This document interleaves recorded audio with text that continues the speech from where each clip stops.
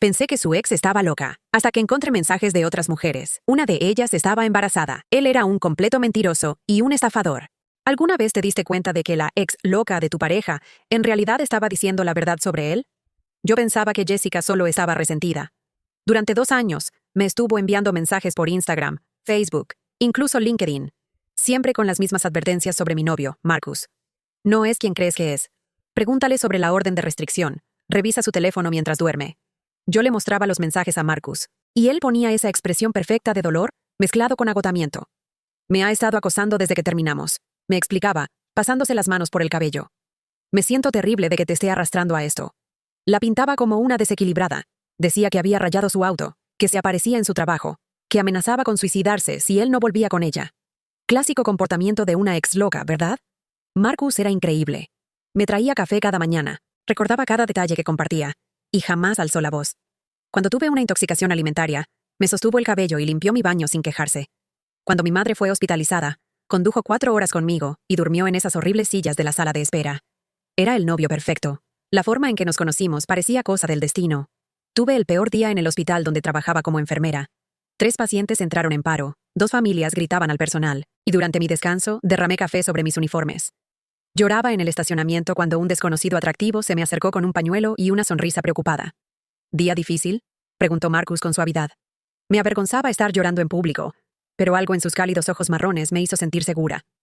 Escuchó mientras me desahogaba sobre mi turno terrible, sin mirar su teléfono ni una sola vez, ni mostrarse impaciente. Eres increíble por hacer lo que haces, dijo cuando terminé. El mundo necesita más personas como tú. Me pidió mi número y se lo di sin dudar. Nuestra primera cita fue perfecta. Un restaurante tranquilo donde me hizo preguntas interesantes sobre mi trabajo, mis sueños, mi familia. Parecía genuinamente fascinado con todo lo que decía. Nunca he conocido a alguien tan compasivo como tú, me dijo durante el postre. Tienes una luz especial. Para nuestra tercera cita, ya estaba completamente enamorada. Marcus era atento sin ser pegajoso, romántico sin caer en cursilerías, y solidario sin ser condescendiente. Recordaba que era intolerante a la lactosa, y siempre pedía opciones sin lácteos. Sabía que trabajaba turnos dobles los miércoles y me dejaba mensajes alentadores para ayudarme a sobrellevar el día. La primera vez que mencionó a su ex loca fue al disculparse por ser cauteloso en las relaciones. Jessica realmente me destrozó, dijo con tristeza durante nuestra cena del primer mes de aniversario. Me hizo sentir que no podía confiar en mi propio juicio sobre las personas. Describió a una mujer que se volvió cada vez más posesiva y paranoica durante su relación. Cómo lo acusaba de engañarla sin evidencia. Cómo revisaba su teléfono y lo interrogaba sobre sus compañeras de trabajo. Intenté ser paciente porque creí que solo necesitaba tranquilidad, explicó Marcus. Pero se volvió aterrador. Se aparecía en mi apartamento a las 3 de la mañana exigiendo saber dónde había estado. Amenazaba con hacerse daño si alguna vez la dejaba. Cuando llegó el primer mensaje de Jessica, 2 meses después de que comenzamos, la reacción de Marcus pareció perfectamente razonable.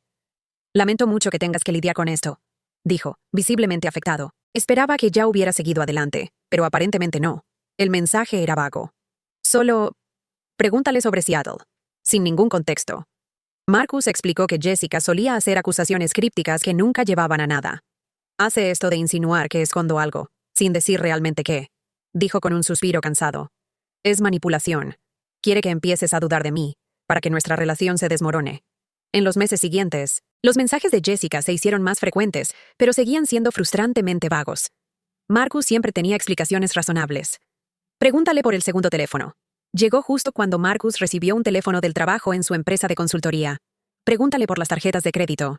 Apareció después de que Marcus mencionara que estaba limpiando su historial crediticio tras un caso de robo de identidad. Irónicamente, decía que Jessica había robado su información durante su relación. Pregúntale por Portland. No tenía sentido porque Marcus nunca había mencionado Portland, y cuando lo mencioné, parecía genuinamente confundido. Nunca he estado en Portland, dijo frunciendo el ceño. ¿Por qué diría eso? Empecé a sentir pena por Marcus. El acoso de Jessica claramente le estaba causando dolor, y también estaba afectando nuestra relación. Cada mensaje me hacía sentir como si estuviera siendo arrastrada a su historia tóxica. Pero los mensajes de Jessica siguieron llegando, cada vez más específicos. Pregúntale por qué tiene 2 teléfonos. Pregúntale por las tarjetas de crédito y el nombre de su padre muerto. Pregúntale por Rebecca, en Portland. Mencioné a Rebecca de manera casual una noche, mientras cocinábamos la cena. Marcus me contaba su día en el trabajo, riéndose de un cliente difícil. Cuando dije, hablando de personas difíciles, Jessica mencionó a alguien llamada Rebecca hoy. Marcus se quedó completamente quieto. La cuchara de madera que usaba para revolver la salsa de pasta cayó ruidosamente contra la olla. ¿Dónde escuchaste ese nombre? Su voz cambió. Plana. Fría. Nada que ver con el tono cálido al que estaba acostumbrada. Solo... por ahí. Dije con cuidado, de repente consciente de que la temperatura en la habitación había cambiado. Me miró por un largo momento, con la mandíbula apretada, antes de forzar una sonrisa que no llegó a sus ojos. Debes estar confundiendo con otra persona. Pero no me estaba confundiendo. Y empecé a prestar atención. Marcus sí tenía 2 teléfonos. Decía que uno era para el trabajo, pero lo protegía como si fuera información clasificada. Recibía llamadas a horas extrañas y salía al exterior para contestarlas, incluso en invierno. Cuando bromeaba sobre su comportamiento de agente secreto, él se reía, pero nunca cambiaba el patrón. También noté cómo se había posicionado dentro de nuestra relación. Gradualmente, de forma sutil, se había convertido en mi todo. A mis amigos les parecía encantador, pero de algún modo, los veía cada vez menos. Marcus siempre tenía razones muy pensadas para eso. Emma ha estado muy negativa últimamente, decía, después de que hablaba por teléfono con mi mejor amiga. Me preocupa que esté proyectando sus problemas de pareja sobre ti. Tu mamá parece estresada cuando la visitas, observaba, después de las cenas familiares. Tal vez darle un poco de espacio sería más saludable para ambas. Nunca me prohibió ver a nadie. Era demasiado inteligente para eso. En cambio, plantaba pequeñas dudas, que crecían hasta que yo misma decidía aislarme. Una noche, mientras él se duchaba, revisé su teléfono del trabajo. Me dije a mí misma que solo estaba siendo paranoica, influenciada por los mensajes de Jessica. Quería probarme que Marcus era inocente. Entonces, tal vez, podría bloquear a Jessica y seguir adelante con nuestra relación. La lista de contactos me heló la sangre. Rebecca, Portland, Ashley, Seattle, Nina, San Diego, Melissa, Phoenix, Emma, Denver, Katie, Austin, y al final, Jessica. Bloqueada. Cada contacto tenía el mismo patrón. Docenas de hilos de mensajes eliminados, llamadas recientes a las 2 a.m., fotos enviadas y recibidas. Mis manos temblaban mientras leía los mensajes de Rebecca. ¿Cuándo vas a volver? Dijiste solo 6 meses. Vi a tu novia en Instagram. ¿Ella sabe de nosotros? Marcus, estoy embarazada. Por favor, contesta mis llamadas. Necesito saber qué decirle al bebé. El doctor dice que tengo complicaciones. Tengo miedo. Las marcas de tiempo mostraban que esos mensajes eran de la semana pasada, mientras Marcus supuestamente estaba en un viaje de negocios a Milwaukee. Revisé más conversaciones. Ashley en Seattle estaba planeando su viaje de aniversario para el mes siguiente. Nina en San Diego preguntaba cuándo se mudaría permanentemente a la oficina de California. Emma en Denver estaba molesta porque él había olvidado su cena de cumpleaños. Cada mujer parecía creer que tenía una relación comprometida y exclusiva con Marcus. La ducha seguía corriendo. Tomé capturas de pantalla de todo lo que pude antes de colocar el teléfono exactamente donde lo había encontrado. Marcus salió, con la toalla en la cintura, el agua aún goteando de su cabello. Se veía perfectamente normal. Me besó la frente. ¿Quieres ver una película? Pareces tensa, dijo, acomodándose junto a mí en el sofá. ¿Todo bien? Sentía que vivía con un desconocido. Solo cansada, alcancé a decir. Me atrajo hacia él, acariciándome el cabello con la misma ternura que me hizo enamorarme. Trabajas demasiado, susurró. Déjame cuidarte. Las palabras que antes me consolaban, ahora me daban escalofríos. ¿A cuántas otras mujeres les habría dicho esas mismas palabras? Esa noche, me quedé despierta mirando el techo mientras Marcus dormía plácidamente a mi lado. Cada respiración suya sonaba ominosa. Cada movimiento me ponía tensa. ¿Quién era esa persona que yacía junto a mí? A la mañana siguiente, llamé al trabajo diciendo que estaba enferma y conduje hasta la dirección de Jessica. La había encontrado en los contactos de Marcus, bajo el nombre de bloqueado, con una nota que decía: solo emergencias, acércate con precaución. El complejo de apartamentos era más elegante de lo que había imaginado. Jessica abrió la puerta y no se parecía en nada a la mujer desequilibrada que Marcus había descrito. Ropa profesional, apartamento ordenado, anillo de matrimonio en el dedo. «Por fin me crees», dijo simplemente. Preparó café y extendió una carpeta manila sobre la mesa de su cocina. La carpeta era gruesa, organizada con pestañas y etiquetas. No eran los delirios obsesivos de una ex loca. Era documentación. Marcus opera en ciclos, explicó con voz serena y firme. Encuentra mujeres en diferentes ciudades. Mantiene relaciones con 3 o 4 al mismo tiempo. A cada una nos dice que las otras son ex locas o amigas insistentes. Me mostró estados de cuenta de tarjetas de crédito y nombres que no reconocía. Robo de identidad. Usaba la información de mujeres con las que había salido para abrir cuentas. Mi puntaje crediticio cayó 200 puntos antes de que descubriera lo que pasaba.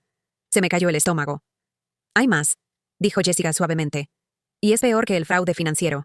Sacó reportes policiales, registros hospitalarios, órdenes de restricción. El primer reporte policial era de Seattle. Ashley Martínez, 28 años, enfermera practicante, ingresada al hospital con heridas compatibles con violencia doméstica. El sospechoso huyó antes de que pudiera arrestárselo. El segundo era de San Diego. Nina Rodríguez, 26 años, maestra de primaria. Orden de restricción presentada tras amenazas y comportamiento de acoso. El tercero era de Denver. Emma Thompson, 29 años, trabajadora social. Robo de identidad, acoso, violación de orden de restricción. Marcus tenía un patrón, dijo Jessica en voz baja. Aislaba a las mujeres, las hacía financieramente dependientes, y luego comenzaba el abuso. Primero psicológico, luego físico. Los documentos pintaban un cuadro aterrador. 3 mujeres diferentes en 3 ciudades distintas, todas con historias similares de manipulación, control y violencia. Rebecca está en el hospital ahora mismo, dijo Jessica en voz baja. Costillas rotas, muñeca fracturada, conmoción cerebral. Finalmente presentó cargos, pero él desapareció antes de que pudieran arrestarlo. Me mostró fotos del hospital. Rebecca se parecía a mí. Mismo color de cabello, misma complexión, misma edad. La misma sonrisa confiada en las fotos, de antes, que Jessica había impreso de las redes sociales. Tiene un tipo, continuó Jessica. Mujeres de 20 y tantos, que trabajen en salud o educación, que vivan solas, con familia fuera del estado. Nos investiga a fondo antes de hacer contacto. Me mostró impresiones de cuentas de redes sociales que yo ni recordaba tener. Perfiles de citas de años atrás, búsquedas en registros públicos, incluso una foto de mi graduación universitaria que mi mamá había enviado a un periódico local. ¿Cuánto tiempo llevan viviendo juntos?, preguntó. 6 meses, asentí. Ella asintió con gravedad. Ahí es cuando escala todo. Probablemente ya te aisló de tus amigos y tu familia. Pensé en los últimos meses, en cómo Marcus había desalentado discretamente las noches de chicas, cómo encontraba razones para que no visitara a mis padres, que eran demasiado demandantes, que el viaje era largo, que debía enfocarme en mi carrera, cómo expresaba preocupación por amistades que, según él, eran tóxicas o se aprovechaban de mí. Emma, mi mejor amiga desde la escuela de enfermería, había dejado de llamarme después de que Marcus mencionó que parecía celosa de nuestra relación. Mis llamadas semanales con mi madre se habían reducido a mensuales, luego cada pocos meses. Marcus siempre era comprensivo cuando hablaba con ellas, pero de algún modo, siempre terminaba sintiéndome agotada después, como si las conversaciones fueran más trabajo que disfrute. Las órdenes de restricción no funcionan porque se muda constantemente, explicó Jessica. Usa diferentes nombres, diferentes ciudades. Para cuando la policía lo encuentra, ya está con otra víctima. Me entregó una carpeta gruesa con la etiqueta Sarah Chen Chicago. He estado documentando todo durante 2 años, armando un caso. Rebecca no es la primera víctima que termina en el hospital, y no será la última, a menos que lo detengamos. Dentro de la carpeta había copias de registros médicos, reportes policiales y testimonios de 7 mujeres en 4 estados diferentes. El patrón era idéntico cada vez. Fase de idealización, atención excesiva, regalos, afecto, haciendo sentir a la víctima especial y elegida. Fase de aislamiento, separación progresiva de sus sistemas de apoyo mediante manipulación y sabotaje sutil. Fase de control, manipulación financiera, monitoreo de comunicaciones, restricción de movimientos. Fase de abuso, tortura psicológica que escala a violencia física. Fase de descarte, cuando la víctima se vuelve problemática o comienza a cuestionarlo, él desaparece y encuentra una nueva presa. Las otras mujeres están listas para testificar, dijo Jessica. Pero necesitamos evidencia actual, algo que pruebe que sigue activo, que aún está atacando a nuevas víctimas. Me miró directamente. Necesitamos que nos ayudes a atraparlo. Mis manos temblaban mientras procesaba todo aquello. 2 años de advertencias que había desestimado. 2 años de señales que había ignorado porque Marcus era tan encantador, tan perfecto. ¿Qué necesitas que haga?, pregunté. Jessica me explicó el plan. El FBI llevaba tiempo armando un caso por fraude interestatal y acoso, pero necesitaban evidencia concreta de delitos en curso. Yo debía seguir actuando con normalidad mientras documentaba todo. Sus actividades, sus teléfonos, sus finanzas, sus comunicaciones con otras víctimas. La agente Rodríguez es la investigadora principal, dijo Jessica entregándome una tarjeta de presentación. Lleva 3 años siguiéndole la pista a Marcus. Puedes llamarla en cualquier momento, día o noche. En el momento en que te sientas insegura, te vas, enfatizó Jessica. Prométemelo. Esto no vale tu vida. Lo prometí. Pero mientras conducía de regreso a casa, me preguntaba cómo sabría siquiera cuándo estaba en peligro. Marcus nunca me había hecho daño físico, ni siquiera me había gritado una sola vez. Todo lo peligroso en él estaba oculto bajo capas de encanto y manipulación. Marcus estaba preparando la cena cuando regresé a casa, tarareando al ritmo de música jazz, como si no tuviera una sola preocupación en el mundo. El apartamento olía a ajo y hierbas. Había abierto una botella de vino y encendido velas. ¿Cómo estuvo el trabajo, amor?, preguntó, besándome la mejilla con la misma ternura de siempre. Forcé una sonrisa. Bien, solo cansada. Hice tu comida favorita, dijo, señalando el salteado de verduras. Pensé que podríamos cenar y ver ese documental que mencionaste. ¿Era tan normal? ¿Tan cariñoso? Por un momento, casi me convencí de que Jessica estaba equivocada. Tal vez todo era un malentendido elaborado. Tal vez Marcus realmente era la víctima de una ex vengativa. Entonces vi su teléfono vibrar sobre la encimera. Rebecca estaba llamando. Marcus notó que lo miraba y con toda naturalidad volteó el teléfono boca abajo. «Llamadas de spam», dijo con tranquilidad. «He estado recibiendo muchas hoy. Pero yo había visto el nombre. Y sabía que Rebecca estaba en el hospital con costillas rotas, preguntándose por qué el padre de su hijo por nacer había desaparecido. Esa noche, me quedé despierta, escuchando cómo respiraba a mi lado. Ese hombre que me traía flores, que recordaba cómo me gustaba el café, que me abrazaba cuando lloraba por pacientes difíciles en el trabajo. Ese hombre que, aparentemente, era un depredador. Las semanas siguientes fueron una tortura. Documentaba todo mientras fingía que nada había cambiado. Su segundo teléfono, sus horarios extraños, sus historias cuidadosamente armadas sobre viajes de trabajo, que ahora sabía que eran visitas a otras víctimas. Descubrí que también había estado usando mi información personal, mi número de seguro social para hacer verificaciones de crédito, el apellido de soltera de mi madre para crear cuentas de correo electrónico, mi dirección del trabajo para recibir paquetes que nunca llegué a ver. Había estado invadiendo sistemáticamente mi privacidad durante meses, y yo no lo había notado porque confiaba en él completamente. Instalé una aplicación de cámara oculta en mi teléfono y comencé a grabar nuestras conversaciones. La manera casual en que mentía era escalofriante. Cuando le pregunté sobre su viaje a Milwaukee, describió reuniones y clientes que ahora sabía que no existían. En realidad, estaba en Portland con Rebecca. «¿Cómo fue la cuenta Johnson?», le pregunté durante la cena. «Desafiante», dijo sin dudar. «Pero creo que hicimos buen progreso. La presentación salió bien. Mentía tan bien que casi yo misma le creía. También empecé a prestar atención a sus historias sobre el pasado. Detalles que antes parecían insignificantes. Ahora me levantaban todas las alarmas. Decía que era de Ohio, pero a veces su acento sonaba más a Texas. Afirmaba que su padre había muerto en un accidente, pero lo había escuchado hablar de él en tiempo presente durante llamadas telefónicas.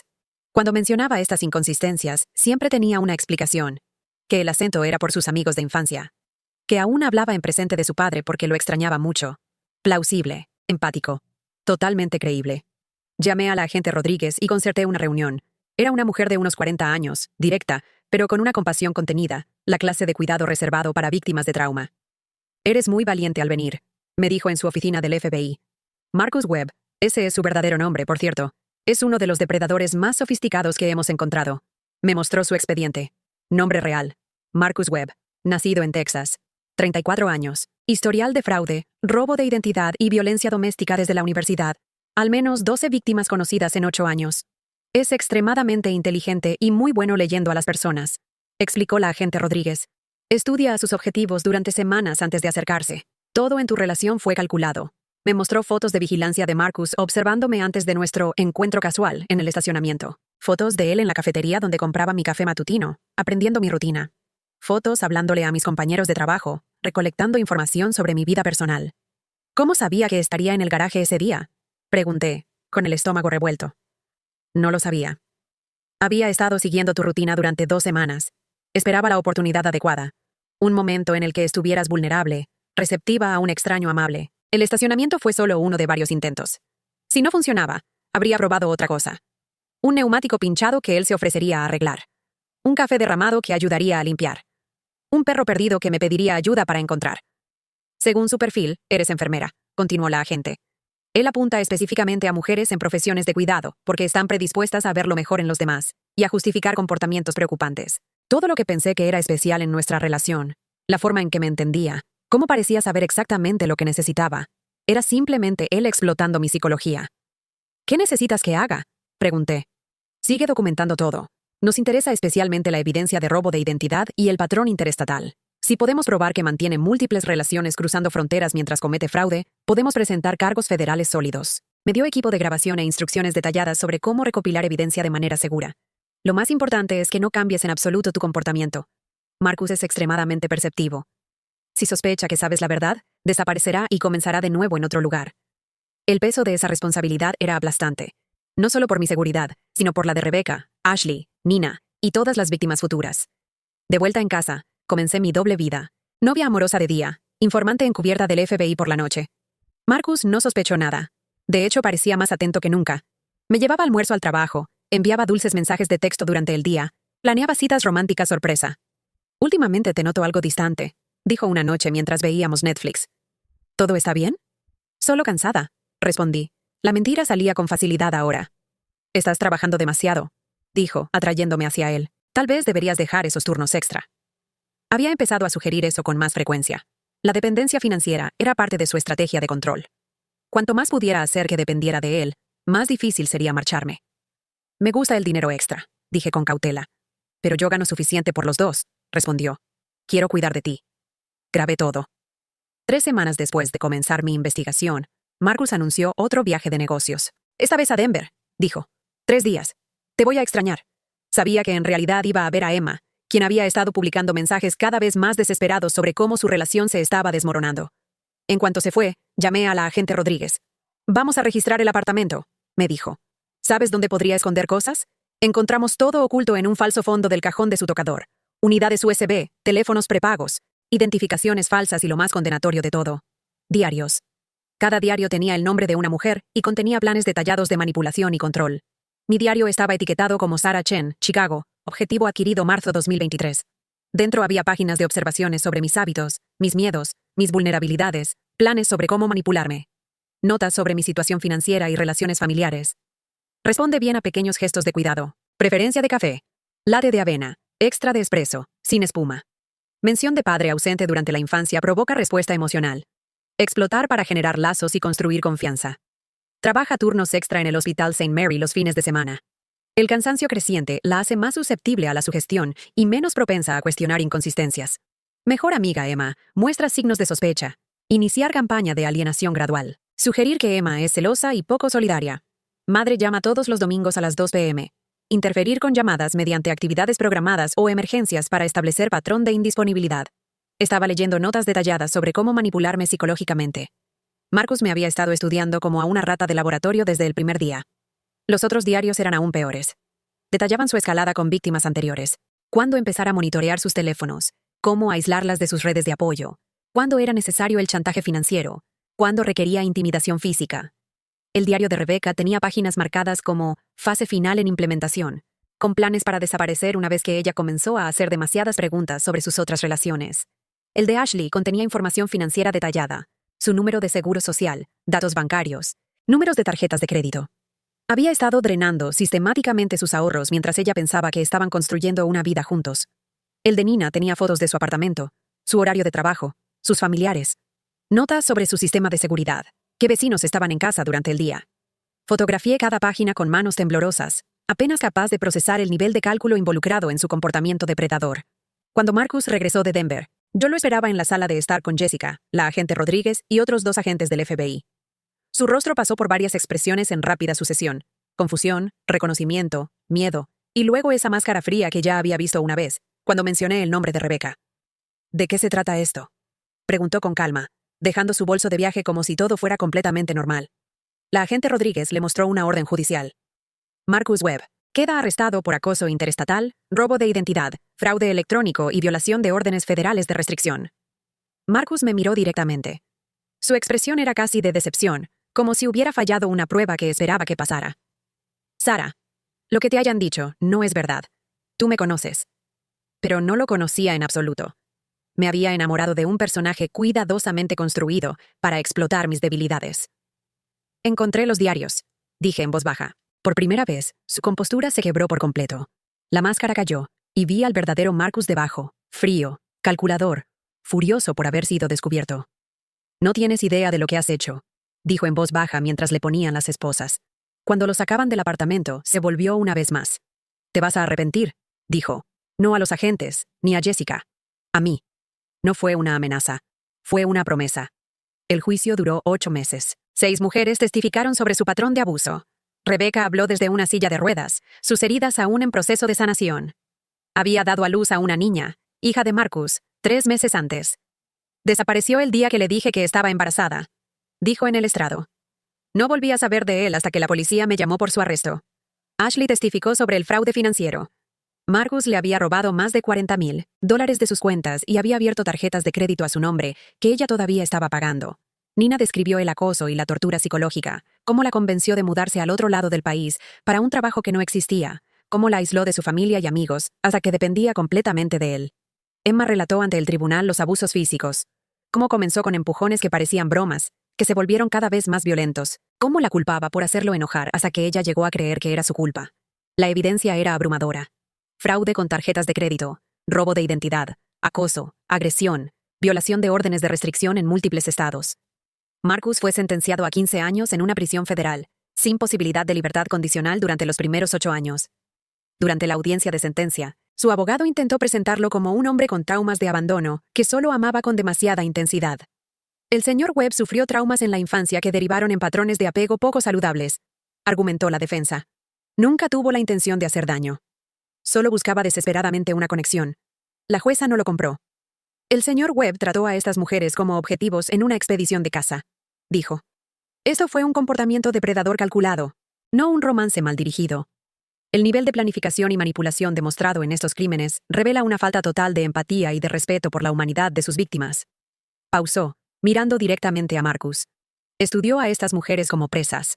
Aprendió sus debilidades específicamente para explotarlas. Destruyó sus finanzas, sus relaciones, su sentido de seguridad, y en algunos casos, su salud física. Este tribunal no encuentra evidencia alguna de remordimiento ni de potencial de rehabilitación en su comportamiento. Marcus permaneció en silencio durante toda la sentencia, sin mostrar ninguna emoción. Pero cuando lo sacaron de la sala, miró hacia la galería donde todas sus víctimas estaban sentadas juntas, y sonrió. Después del juicio, Jessica y yo mantuvimos el contacto. Se había vuelto a casar y estaba esperando a su primer hijo. Rebecca seguía en fisioterapia, pero progresaba bien, y su hija estaba sana y era preciosa. ¿Cómo lo estás manejando todo?, me preguntó Jessica durante una de nuestras citas de café, 6 meses después de la sentencia. La verdad, estaba luchando. 2 años de mi vida habían sido una mentira completa. Había amado a alguien que me veía como presa. Peor aún, había ignorado advertencias claras porque estaba desesperada por creer en el cuento de hadas. Sigo preguntándome si soy estúpida, le confesé. ¿Cómo no lo vi? No eres estúpida, dijo Jessica con firmeza. Él simplemente es muy bueno en lo que hace. Eso es lo que lo hace tan peligroso. Tenía razón. Marcus había pasado años perfeccionando su técnica. Sabía exactamente cómo reflejar lo que queríamos, cómo hacernos sentir especiales y elegidas. Había estudiado psicología y comportamiento humano como otros estudian medicina o derecho. La perfiladora del FBI dijo algo que me ayudó. Continuó Jessica. Dijo que nuestra capacidad para amar y confiar no es una debilidad. Es lo que nos hace humanas. El problema no es que confiemos demasiado fácil. El problema es que hay personas en el mundo que se aprovechan de esa confianza. Lo más difícil fue volver a confiar en mi propio juicio. Cada cita se sentía como una amenaza potencial. Cada gesto amable de un hombre me parecía sospechoso. Cada cumplido sonaba a manipulación. Empecé terapia 2 veces por semana y me uní a un grupo de apoyo para sobrevivientes de abuso psicológico. Poco a poco, comencé a entender que Marcus no solo me robó dinero y tiempo, me robó la capacidad de confiar en mis propias percepciones. Te hizo dudar de tu realidad, me explicó mi terapeuta. Por eso este tipo de abuso es tan dañino. No solo afecta tu cuerpo o tu cuenta bancaria, afecta tu sentido del ser. Otras sobrevivientes en el grupo contaban historias similares, no siempre con parejas románticas, sino con familiares, amigos, empleadores que utilizaron tácticas de manipulación sofisticadas para controlar y explotar. La parte más insidiosa, dijo María, quien fue víctima de abuso financiero por parte de su hermano, es cómo te hacen cómplice de tu propia victimización. Empiezas a poner excusas por ellos, a cubrirlos, a defenderlos ante las personas que quieren ayudarte. Eso fue exactamente lo que hice con las advertencias de Jessica. Marcus no necesitó silenciarla, me entrenó para hacerlo yo misma. 1 año después de la condena de Marcus, recibí una llamada de la agente Rodríguez. Está dirigiendo una estafa romántica desde la cárcel, me dijo, usando teléfonos de contrabando para contactar mujeres en aplicaciones de citas. Estamos armando otro caso. Incluso tras las rejas, no podía detenerse. Había convencido a 3 mujeres diferentes para que le enviaran dinero para sus supuestos gastos legales, asegurando que había sido condenado injustamente. Una de ellas había enviado más de $5,000 antes de que su hermana interviniera. ¿Cómo es posible?, pregunté. Es extremadamente persuasivo, dijo la agente. Y siempre hay personas dispuestas a creer que todos merecen una segunda oportunidad. 2 meses después, otra mujer me contactó a través de Jessica. Había estado intercambiando correspondencia con Marcus durante 6 meses después de conocerlo en una página de pen pals para prisioneros. Él le contaba que había sido condenado injustamente, que era víctima de exnovias vengativas y de un sistema judicial corrupto. Parecía tan sincero, escribió en su correo electrónico, tan arrepentido y con ganas de redimirse. Estaba planeando visitarlo el próximo mes. Casi le creyó hasta que encontró los registros del juicio en línea y leyó nuestros testimonios. Gracias por hablar, escribió. Si no fuera porque tu testimonio es de dominio público, quizá yo habría sido la víctima número 8. Fue entonces cuando comprendí algo importante. Marcus había intentado destruirme, hacerme sentir sin valor, loca, insignificante. En cambio, me hizo más fuerte, y convirtió a sus víctimas en una red de mujeres decididas a protegerse entre sí. Jessica, la ex loca de la que me advirtió, me salvó la vida. Rebecca, Ashley, Nina, Emma y yo nos salvamos mutuamente al tener el valor de decir la verdad. Ahora yo soy la ex loca que advierte a sus objetivos actuales, y seguiré advirtiéndolas hasta que él no pueda dañar a nadie más. Inicié un blog llamado Los Archivos de la Ex Loca, donde sobrevivientes de abuso psicológico comparten sus historias. Recibe miles de visitas al mes de personas que intentan descubrir si sus relaciones son saludables. El comentario más común es: pensé que me estaba volviendo loca. Así funciona la manipulación. Te hace dudar de tu propia percepción de la realidad hasta que ya no puedes confiar en ti misma. Pero esto es lo que he aprendido. Si varias personas te advierten sobre alguien, escucha. Si tus amigos y tu familia expresan preocupación por tu relación, escucha. Si tu intuición te dice que algo está mal, escucha. Porque a veces, la ex loca es la única con el valor suficiente para decir la verdad. 3 años después, estoy en una relación sana con David, un cirujano pediátrico que conocí en una conferencia médica. Nunca me ha pedido que guarde secretos ni ha cuestionado mis amistades. Me anima a confiar en mis instintos, en vez de socavarlos. Cuando le conté sobre Marcus, no intentó arreglarme, ni me pidió que lo superara. Simplemente me escuchó, y luego dijo: gracias por confiarme eso. Debió haber sido aterrador. David ha conocido a mis amigos y a mi familia. Me alienta a mantener relaciones cercanas con ellos. Cuando Jessica visita Chicago, él insiste en cocinar para todas nosotras.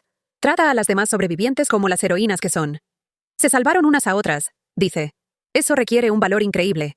Marcus sigue en prisión. Podrá solicitar libertad condicional en 12 años. Jessica y yo ya estamos planeando estar allí cuando llegue esa audiencia. Estaremos todas, cada mujer a la que intentó destruir. Contaremos nuestras historias otra vez, tantas veces como sea necesario. Algunas ex sí son realmente locas, pero a veces son las heroínas de la historia. Y a veces, la persona sobre la que todos te advierten realmente es peligrosa. Escucha las advertencias. Escucha a tu intuición. Escucha a las mujeres que vinieron antes que tú, porque no estamos locas. Somos sobrevivientes.